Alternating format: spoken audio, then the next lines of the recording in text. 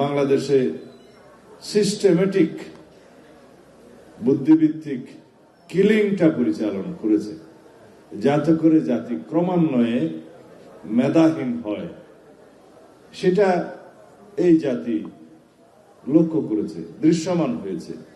বাংলাদেশের শিক্ষা ব্যবস্থায় এবং সাংস্কৃতিক অঙ্গনে সেভাবে একটা হেজিমনি ক্রিয়েট করে অন্য দেশের অন্য সংস্কৃতির বাংলাদেশে শিক্ষাভিত্তিক এবং বুদ্ধিভিত্তিক সংস্কৃতি ভিত্তিক বিনাশ সাধন করেছে সিস্টেমেটিক্যালি।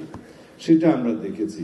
আলবদররা যেটা পরিচালিত করেছিল, সেই নৃশংস হত্যাকাণ্ডের মধ্য দিয়ে বুদ্ধিভিত্তিক বিনাশ করা বাংলাদেশে সম্ভব হয়নি, ক্ষতিগ্রস্ত করা সম্ভব হয়েছে।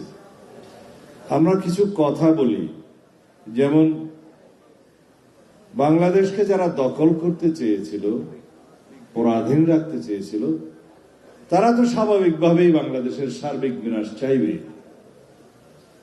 কিন্তু যারা স্বাধীনতার মুক্তিযুদ্ধের একক দাবিদার হিসেবে, চেতনার দাবিদার হিসেবে রাজনৈতিক চেতনার ব্যবসা করেছে, তারা দীর্ঘ ১.৫ শতক ধরে এবং তার আগেও বাংলাদেশে সিস্টেমেটিক বুদ্ধিভিত্তিক কিলিংটা পরিচালনা করেছে, যাতে করে জাতি ক্রমান্বয়ে মেধাহীন হয়, সেটা এই জাতি লক্ষ্য করেছে, দৃশ্যমান হয়েছে। বাংলাদেশের শিক্ষা ব্যবস্থায় এবং সাংস্কৃতিক অঙ্গনে সেভাবে একটা হেজিমনি ক্রিয়েট করে অন্য দেশের অন্য সংস্কৃতির বাংলাদেশে শিক্ষাভিত্তিক এবং বুদ্ধিভিত্তিক সংস্কৃতি ভিত্তিক বিনাশ সাধন করেছে সিস্টেমেটিক্যালি। সেটা আমরা দেখেছি।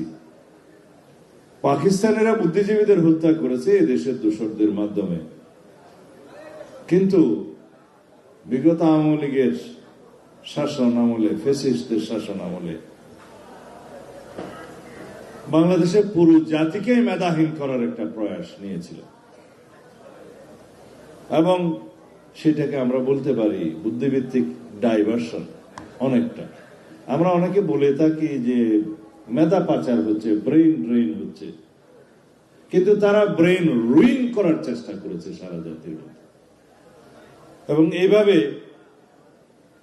সারা বাংলাদেশে ইন্টেলিজেন্সের একটা নন গ্রোথ পরিলক্ষণ হয়েছে। যেমন ইন্টারমিডিয়েট পাশ করে বিশ্ববিদ্যালয়ে ভর্তি হতে আসলে তারা রিটেন পরীক্ষায় পাশ করতো না। আমি জিপিএ 5 পেয়েছি, সেটার ইংরেজি বলতে পারতো না। সেই রকম একটা আমরা দেখেছি, একটা ন্যাশনাল ইন্টেলিজেন্সের গ্রোথের ক্রাইসিস হয়েছে। সেই জায়গা থেকে আমাদেরকে এখন উত্তরণ ঘটাতে হবে। সেটা ঘটাতে পারলেই কেবল আমরা ভবিষ্যৎ প্রজন্মকে মেধাভিত্তিক, জ্ঞান নির্ভর এবং প্রযুক্তি নির্ভর বাংলাদেশ উপহার দিতে পারব। সময় লাগবে, সেজন্য আমরা পরিকল্পনা করেছি সেরকম শিক্ষা